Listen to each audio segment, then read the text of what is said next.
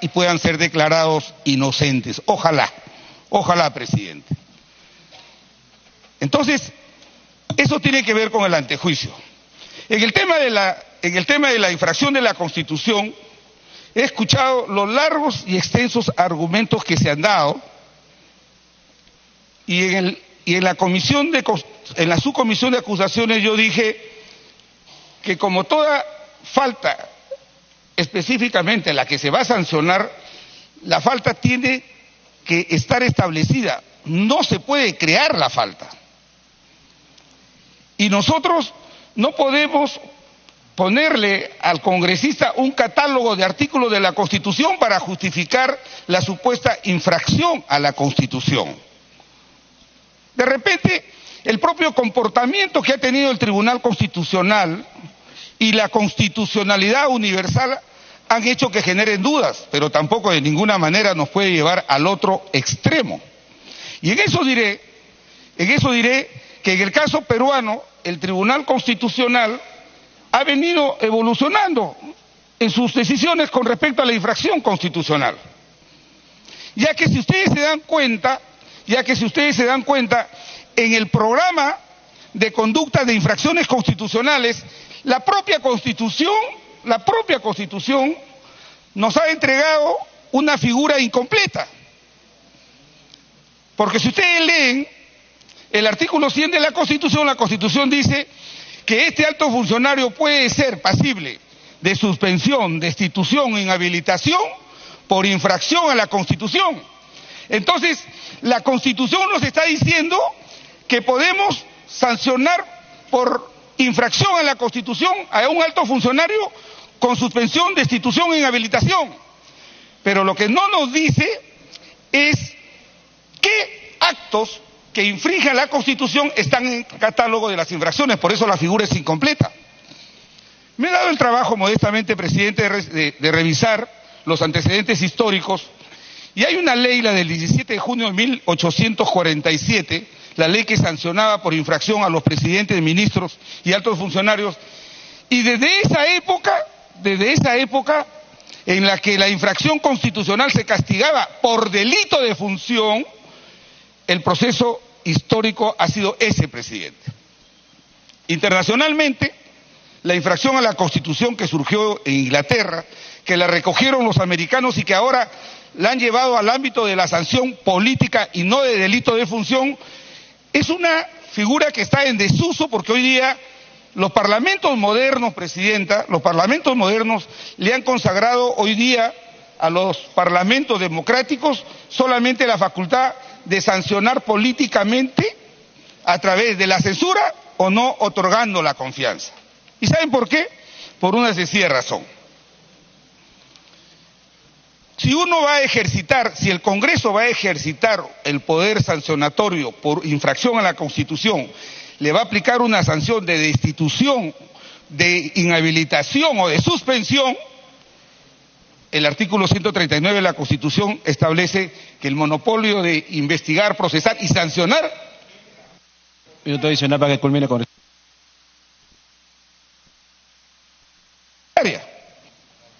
También hay una doctrina muy avanzada que establece que por infracción a la Constitución imponer una sanción supone afectar gravemente el principio de presunción de inocencia que está consagrada también en la norma constitucional. Entonces, hay diversas teorías y diversas reflexiones con respecto a la infracción de la Constitución. Pero fíjense qué ha pasado en el caso peruano. Acá se ha invocado en el informe, yo cuestioné ese informe, porque no se puede, ya sea por reacción política, porque partieron mi bancada, yo tenga que imponerle un catálogo de infracciones a los congresistas, sino que no nos hemos dado el trabajo de revisar que, si bien es cierto, está claramente establecido que la infracción a la Constitución es la sanción a una falta política, Si es un delito ya no es falta, es delito de función, es antejuicio. Entonces, Y en lo que sí hay casi un criterio uniforme es que la falta política que puede acarrear la sanción de la infracción a la Constitución es afectar gravemente el concepto axiológico y valorativo de la Constitución, sus principios, los principios de la Constitución. Y la Constitución tiene tres principios que son fundamentales, que están en el artículo 43 de la misma. Congresista Velázquez, para que culmine, por favor, tiempo adicional. El principio de la separación de poderes, el principio de la separación de poderes, el principio de garantizar el modelo de gobierno republicano, lo dice el artículo 43, y el otro que tiene que ver con la inderogabilidad de los derechos humanos. Esos tres principios son el núcleo que fundamenta la Constitución. Cuando uno afecta esos principios, evidentemente comete una infracción a la Constitución. Es mi apreciación, pero sobre esto no hay doctrina acabada. Entonces, cuando se habla del artículo 35, 38, 39, 45, y yo también le podría decir, ¿y por qué no le pones el 100, 101, 102, 103? No es la forma como se interpreta la Constitución, es absolutamente diferente, y Alberto de la UNE lo sabe. No es lo mismo interpretar una ley que interpretar la Constitución, pues, queridos colegas. Entonces, yo sí creo, como reflexión, que la imputación de las faltas a la Constitución son erróneas en ese informe. Por eso en esa parte voté contra eso. Lo que sí creo, presidente, y lo dejo como reflexión, lo que sí creo, que el Parlamento, ojo, el contexto de estos hechos se dieron en horas antes en que el Parlamento iba a cumplir una función constitucional. Nosotros habíamos promovido una vacancia en función del artículo 113 por incapacidad permanente moral, ¿recuerdan? ¿Cierto? Y yo creo que lo que nosotros vimos y lo que impidió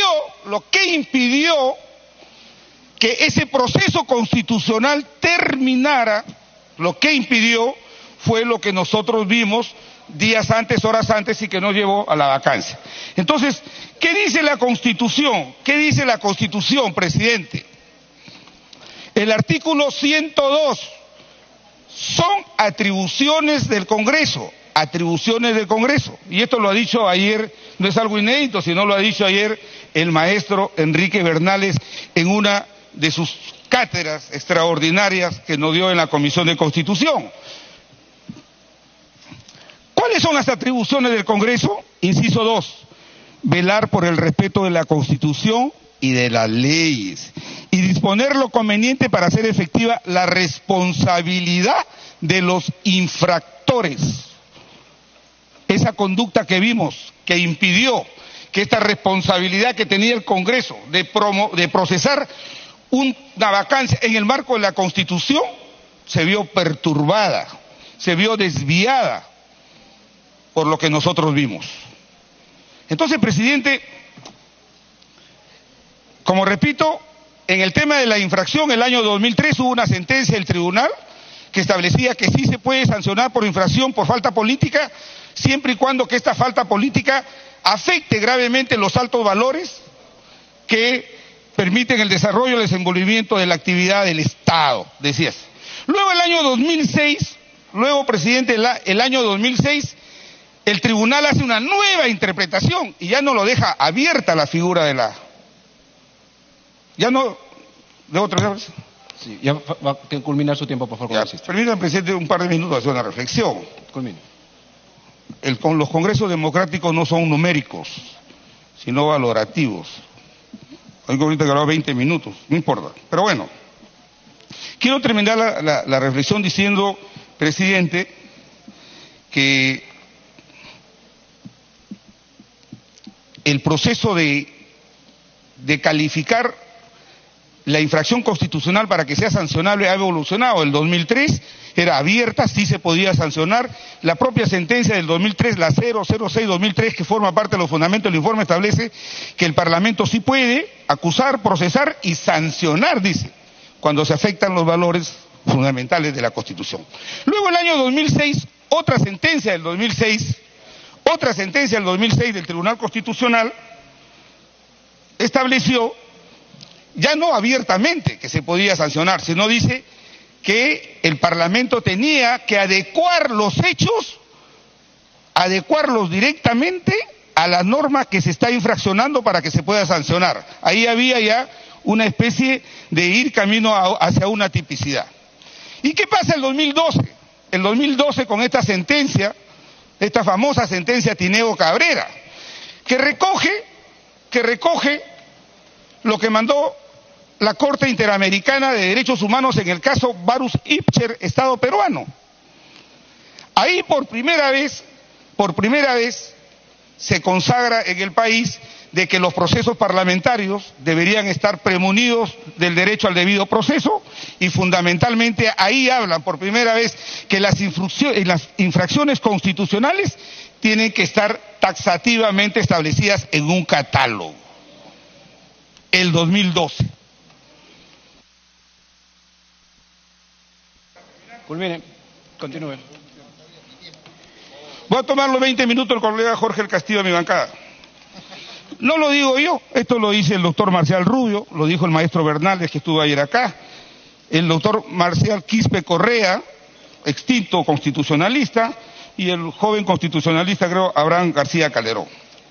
Digo esto, presidente, como reflexión, porque no es cuestión de aplicar alegremente un catálogo de artículos.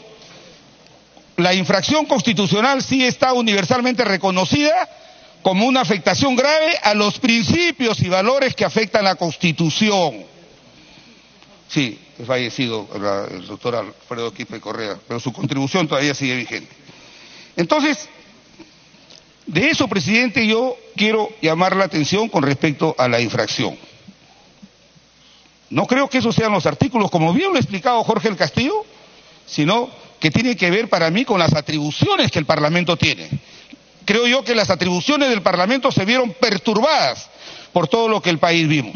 Que tenemos que tomar una decisión, sí, es dolorosa, como repito, en el tema de los delitos, pero no estamos condenando a los colegas. Ojalá que terminen absueltos, porque lamentablemente, fíjese cómo es la vida. El último párrafo del artículo 100, que hace que la Fiscalía de la Nación y el Poder Judicial sean mesa de parte del Congreso, afectando gravemente la autonomía del Ministerio Público del Poder Judicial, al obligarlos que los términos de la acusación del Congreso tienen que reproducirlos sin aumentarlos ni disminuirlos el Ministerio Público y el Poder Judicial. Prácticamente hacen de ambas instancias meras mesas de parte.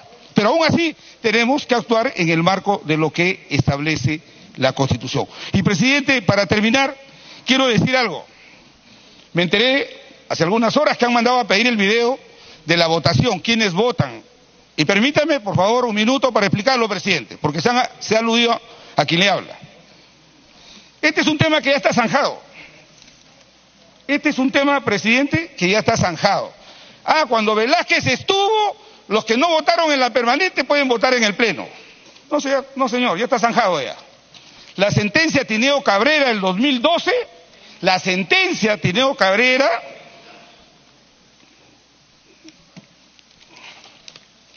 ha desarrollado la última parte del artículo 100, puedo conceder la interrupción, no me interrumpan, clarísimo, dice, clarísimo, en la votación no participan los miembros de la comisión permanente, y si participan, presidente, dejo constancia de que si aquí van a votar miembros de la comisión permanente, para establecer el porcentaje de los 2/3 o la mitad más 1, ya no serían 100, sino más los que van a votar. Entonces el porcentaje aumentaría. Ese no ha sido el sentido del constituyente, y ya el tribunal ya lo aclaró en esta sentencia, clarísimo, presidente. De tal manera que esas son las razones por las cuales creo yo, presidenta, que presidente, nosotros vamos a votar en el sentido que hemos votado en la subcomisión de acusaciones, y que creemos que están mal identificados los artículos de la Constitución que han sido afectados. Por eso es que nosotros en la subcomisión votamos en ese sentido en contra de eso. Por lo demás, presidente, yo creo que esta es una alta responsabilidad que tenemos como Congreso, y las calificaciones personales no nos pueden llevar de ninguna manera a eludir la responsabilidad que tenemos con el país. Pronunciarnos sobre este hecho que es doloroso pero necesario tenemos que hacerlo. Gracias, presidente. Gracias, congresista. Congresista, antes de dar la alusión, quería preguntar por usted aludió, si no me equivoco, al partido del congresista Velázquez. Entonces el congresista Velázquez solamente ha respondido, congresista Lescano. Micro para el congresista Lescano, por favor. Bueno, a mí me han aludido con nombre y apellido. Señor, pero el señor Velázquez ha pasado un video donde pretende aparentar, ¿no?, que uno tiene cosas irregulares. Y en ese video aparece que yo intervengo como militante de Acción Popular. Sí, en alianza con Perú Posible. A mí, señor, ni a los jefes de mi partido no los han acusado de corrupción, como lo han acusado al jefe del partido de este señor. Y este señor se ha puesto el overol de Odebrecht. Congresista. Y este señor ha tenido familiares trabajando. Congresista Lescano. Congresista Lescano, yo vuelvo a pedirle, por favor, que volvamos al nivel y meterse con la familia nuevamente, creo que no es lo más conveniente. Usted estaba pidiendo una alusión y usted fue el que aludió primero. Entonces, sí, usted aludió al partido del congresista Velázquez. Por eso, culmine su alusión para saber cuál es la alusión y cuál es el problema, porque lo que hemos visto es una imagen nada más. Culmine, por favor, con esta Lescano. Pero han tratado de aparentar. A nosotros no nos han aludido en el caso Odebrecht, señor, como lo han aludido al señor Alan García Pérez y como lo han comprometido al partido del señor Velázquez. Así es. Entonces, señor... Ya, perfecto. Acá, un minuto es la alusión. Ya se lo escuchó, congresista Abel, ya lo escuchamos. Bueno, es el tiempo que le ha tocado a su bancada. Usted ya habló de su alusión, ya hay un minuto. A ver, culmine, congresista Abel Lescano. Tengo que decir lo que tengo que decir. Teniendo tremendo techo de vidrio, el señor comienza a acusar a partidos honestos, a parlamentarios que no se han enriquecido con actos de corrupción, como es Acción Popular, como son los parlamentarios de Acción Popular. Así, señor, que el señor, teniendo tremenda cola de rabo o rabo de paja, está viniendo a imputar cuestiones que son... Bien, okay. Gracias, señor. A ver, congresista Velázquez, para que pueda usted volver el nivel de la sesión, por favor. Congresista Javier Velázquez. Presidente, un parlamentario no puede mentir. Infringe el código de ética. Lo que yo he mostrado es un video del señor Johnny Lescano con el polo del partido del señor Alejandro Toledo. Es falso que fue alianza, presidente, falso. Falso que fue alianza, presidente, no fue falso. Él en el video dice que quiere que voten por el presidente Toledo y que va a ser un buen gobierno y que va a salir con 80-90% de respaldo popular. Por Dios, felizmente no se lo escuchó. Pero, presidente, engañar, por eso le digo, no se puede generalizar. Yo me puedo, permítame, presidente, terminar, que me deje hablar, el congresista Alejandro dejado hablar. Yo me defiendo solo, presidente, yo me defiendo solo. Y cuando yo me he parado a hablar de cientos de miles de militantes del partido aprista que ofrendaron su vida por la noble causa del aprismo, que no están vivos para defenderse de quienes son difamadores profesionales. Y cuando se generaliza, por eso he dicho, no se debe generalizar, que en todos los partidos hay gente inescrupulosa, claro que los hay, que sean investigados y sancionados. Y si el señor Lescano, que es valiente para difamar, tuviera los pantalones puestos, él debería denunciar, pues. Él debería denunciar. Yo podría hablar muchas cosas, pero yo podría hablar muchas cosas, pero no, presidente.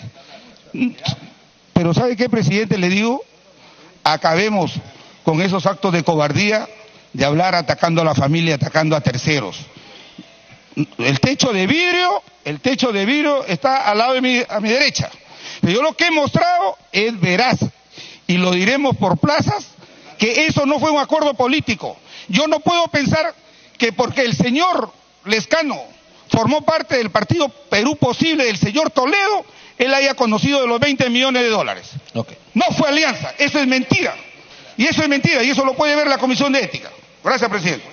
Tiene la palabra el congresista Bocángel, 2 minutos. Muchas gracias, señor presidente. Mi intervención basa solamente en la parte técnica cuando se mencionó de que tenemos la suerte de que el fiscal de la Nación acaba de hacer llegar todos estos peritajes que se le ha solicitado el día de hoy, a través de usted, y los tienen ahora todos. Y solamente se ha leído la última hoja. ¿Qué dice la inspección y estudio de estructura externa? Bueno, al final no ha sido objeto de manipulación. Pero es el último peritaje al hardware. Este hardware previamente ha tenido 3 peritajes, si lo leen, y que fue alcanzado en la mañana, donde los 3 peritajes, en casi todas sus partes, dice, no coincide con la fecha de creación, se muestran metadatos, así como el nombre del archivo no coincide. Si lo comienzan a leer, si hubiera habido un debido proceso cuando pedíamos que se haga, que la comisión haga peritajes a los videos presentados, a los audios presentados, van a ver, teníamos peritajes de parte, etcétera, y los podíamos ver. Pero en los 3 primeros está analizado la parte lógica, no el software, porque es fácil ponerle al reloj un cable, enchufarlo a la computadora y editarlo como lo dice aquí. Y eso se va a demostrar en la parte legal, como dicen los congresistas. En la parte legal se tiene que ver. Acá hay 4 peritajes, de los cuales los 3, la parte lógica, la parte interna, que se ha trabajado. Hay en el tercero, dice justo, están solamente 4 archivos, más no 11 archivos borrados. Hay archivos que están borrados y editados. Lo dice, para eso hay que analizarlo, para eso hay que trabajarlo, y las comisiones deben haber visto todo esto para demostrar muchas partes que han sido editadas o manipuladas. No lo digo yo, lo dicen los peritajes del Ministerio Público. Acá hay 4 peritajes, señores congresistas, de los cuales 3 comiencen a revisar y dicen no coincide con el formato por defecto que se le asigna al video de la cámara digital. Los metadatos, así como el nombre del archivo, no coincide con el formato por defecto que se le asigna a una cámara digital. Culmine, congresista, por favor, 30 segundos. Y bueno, solamente decir que aquí está lo que nosotros vamos a demostrar en el Ministerio Público, se está demostrando en el Ministerio Público con nuestro peritaje de parte. Señores, se leyó solamente la última hoja, que es del hardware, que es de esto. Esto no ha sido manipulado porque simplemente se ha usado y se ha editado. Esa es la parte técnica. La parte física, sí, está bien. Esa es la única hoja que se leyó. Y con todo respeto, espero que se vote a conciencia y que se tome en cuenta lo que dijo el congresista Velázquez también de la sentencia Tineo Cabrera y también el numeral 47 relacionado a la presunción de inocencia, si se quiere ver la parte de delitos que sí ustedes lo deciden, va a pasar al Ministerio Público, que ya está siendo investigado y que estamos siendo investigados también en ética. Ya estamos en un proceso en ética por más del 50%. Ok. Congresista Manuel Dagmer, 6 minutos. Señor presidente, señores congresistas, en la opinión de la bancada de Nuevo Perú, estamos discutiendo ahora un tema que tiene que ver directamente no solo con las funciones del parlamentario en cuanto a representación, sino sobre el propio régimen político del Perú. No es casual por eso que vivamos una crisis de representación en el Perú.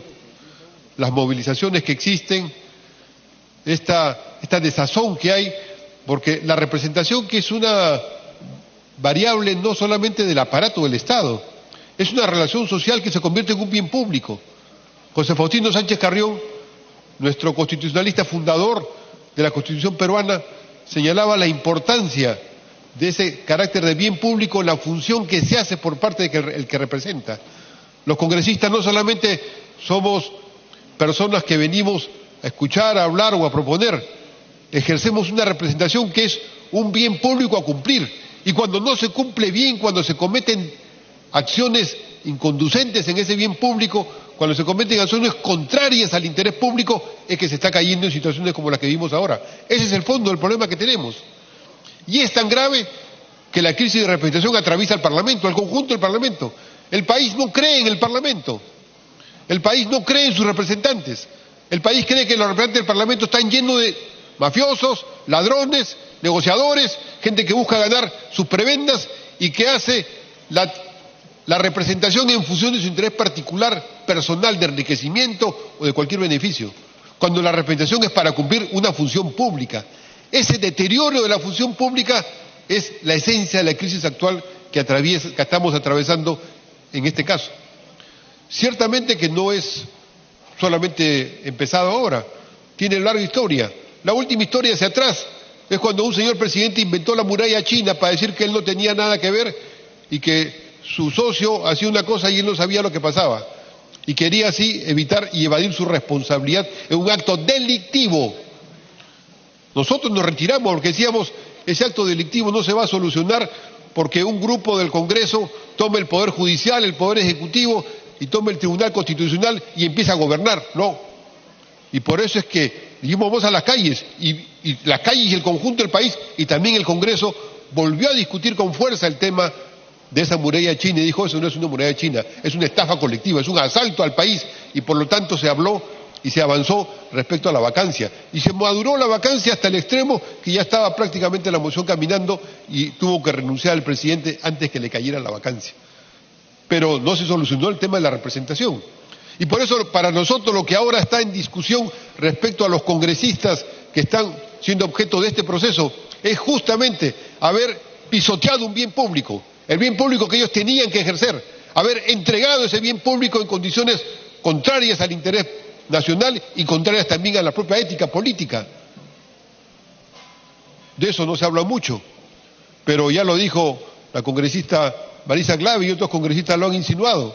El contexto en el cual se da este acto contrario a la representación y el uso privado por intereses privados, personales o de grupo, en contra del sentido de la representación, es por canjear una cosa con otra, canjear la libertad del expresidente Fujimori por beneficios particulares, de diverso tipo, desde un tractor, un carro, una comidita, una ida a Palacios, un abracito de manos o cualquier cosa que se le pueda ocurrir. Ese es el hecho político que es para nosotros ilegal y delictivo. Esa es una infracción a la Constitución, porque la Constitución le da a los parlamentarios una función de representación determinada y se está violando la Constitución cuando se cometen esos hechos. Y eso está probado. Tendrá que seguir su curso y caminar lo que ocurra respecto a los procedimientos establecidos. Pero el problema no solamente es ese, y ese es para nosotros el tema central de esta noche. No hay solamente algunos congresistas que están dando vueltas en conversaciones un poco inconducentes y que han llevado a la situación que están ahí, porque de repente hay muchos más congresistas en ese plan, porque es una vieja costumbre del país y es una vieja perversión del Congreso. Ya el MEF inventó la fórmula de que los congresistas vengan a decir el número de un proyecto de ley para incluirlo en la ley de presupuesto, y así no debatan el presupuesto. Y el presupuesto de la República ya no sea objeto de un debate político, académico y conceptual, sino sea objeto de ver qué consigo yo para mi representación. Eso es una manera como el MEF ha hecho un acto de corrupción también. Ciertamente no es el tema de esta reunión, pero es parte de la crisis política. Si no evaluamos que estamos en una gran crisis política nacional, no estamos apreciando lo que ocurre en el país respecto a la democracia y a la responsabilidad del Congreso. Entonces ahí está el punto central, una aceptación de que no pasó nada, de que esto es un tema que se puede arreglar entre compadres o entre amigos, o que se arregle entre bancadas para solucionar correlaciones mayores o menores, para nosotros eso sería gravísimo. Aquí no es un problema de la correlación de quién tiene la próxima mesa directiva, aquí es un problema de que ante el país que está harto de una crisis de régimen creciente, ante un país que está con presidentes presos, con corruptos que han sido encargados de la presidencia y con procesos gravísimos probados, ante un país que está movilizándose porque sus condiciones de vida se deterioran mientras que ve que otros se enriquecen y no cumplen la función pública y cometen delito, porque al no cumplir la función que les corresponde, al cual han sido designados, están cometiendo un delito y además están cometiendo una barbaridad contra la patria. Ante ese país, si el Congreso no toma unas decisiones claras, si el Congreso hace una especie de acuerdo para no afectar mucho a unos o a otros y queda todo a media caña, lo que va a ocurrir, señor presidente, señores congresistas, es que el Congreso se va a seguir deteriorando en cuanto tal y la democracia en el Perú se va a seguir deteriorando y las condiciones de vida de la población se van a seguir deteriorando cada vez más.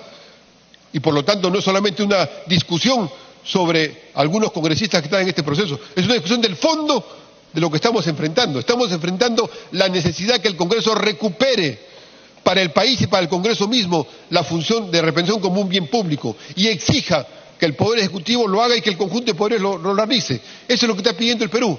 El Perú está cansado